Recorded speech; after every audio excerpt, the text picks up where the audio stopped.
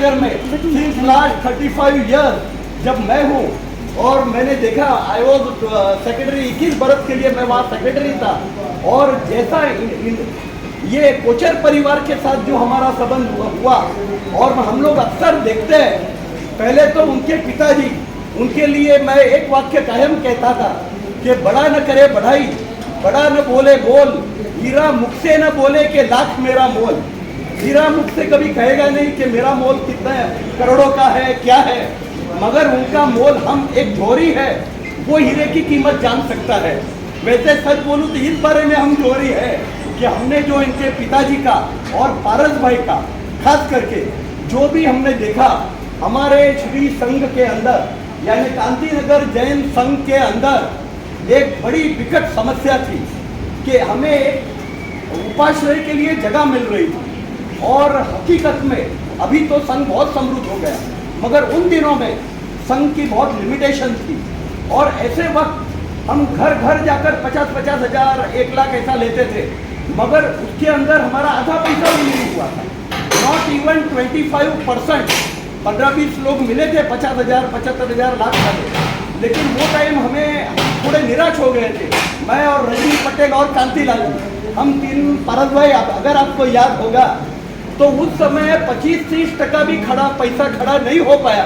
ऐसे समय लाइक अ गॉड पारस मल जी और एक उनके पापा का भंवरलाल जी, भंवरलाल जी, भंवरलाल जी, सिद्धार्थ भाई, वो इधर हैं।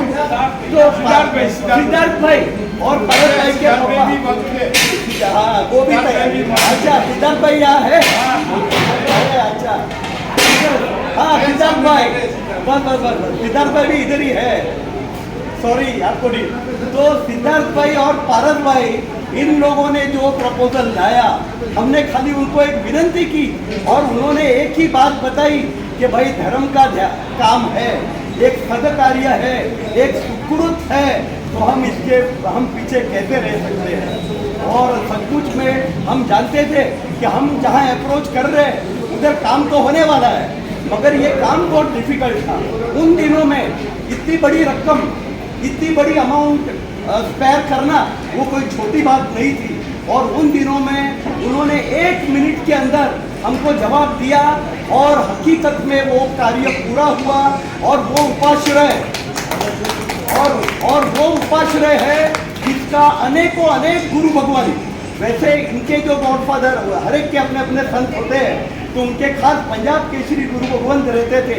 उनकी वजह से भी पंजाब केसरी गुरु भगवंत की संक्रांतियाँ अपने संघ में हुई है। अच्छे में अच्छे गच्छाधिपति रत्नाकर सूरी महाराज साहब, उनकी भी संक्रांति हमारे संघ में हुई है। और वो सब की वजह इनका गुरुविल, ये दोनों जो खड़े हैं वो कोई आम आदमी नहीं है हकीकत में। और इतना करने के बावजूद कहीं भी आज संघ इतना है, संघ के अंदर उपाश्रय का इम्पोर्टेंस इतना है, इतने गुरु भगवंत उसका लाभ ले रहे हैं, मगर इन्होंने कभी पारस भाई यहाँ होते हुए भी, भाभी तो रोज आते हैं, इनके मम्मी है तो माताजी है, तो उन्होंने कभी ऐसा नहीं कहा कि हमारा उपाश्रय, कभी नहीं।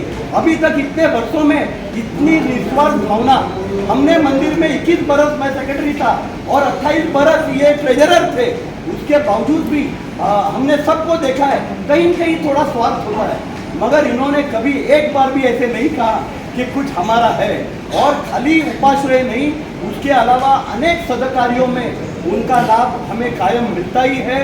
और रियली उनको क्या कहे, चांद को गुरूर है कि उसके पास नूर है, और हमें गुरूर है कि हमारे पास ऐसे कोई नूर है, ऐसे कोई नूर है। उसके बाद में हमने अनुज का भी देखा। रियली ये तप करना ना आसान है, शासन देवी का वरदान है। शासन देवी का इनके घर पर डेफिनेटली प्रभाव है। शासन देवी उनके ऊपर सचमुच में कृपा करती है, और शासन देवी के प्रभाव से ही अनुज इतना उग्र तपस्या कर सकता है। अनुज का एक्टिवनेस हमने गए 5-7 बरस में देखा था। पारस भाई, जब भी कोई संघ के अंदर कार्य होता तो मैं बहुत बार कांति भाई को बोलता कि इतने यंग एज में भी ये कितना एक्टिव है और हर कार्यों में इंटरेस्ट लेता है, मगर खाली मन और धन के अलावा तन से भी वो उतनी मेहनत करता है।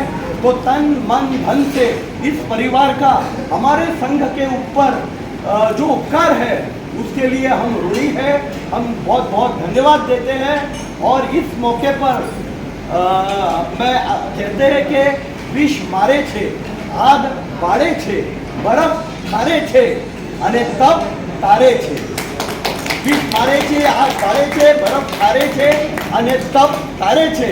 तो ये जो तपस्या अनुज भाई ने की है उसके लिए हम तहे दिल से अंतरपूर्वक मनपूर्वक हृदयपूर्वक हम शाता पूछते हैं।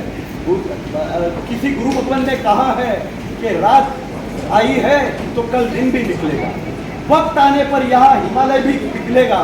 तुम साधना में रत रहो साथी, चंड कौशिक कब तक धैर्य उगलेगा, चंड कौशिक कब तक धैर्य उगलेगा। तो ये जो तपस्या भाई ने की है उसके लिए बहुत बहुत अनुमोदन करते हैं और उनको शाता पूछते हैं। धन्यवाद। धन्यवाद।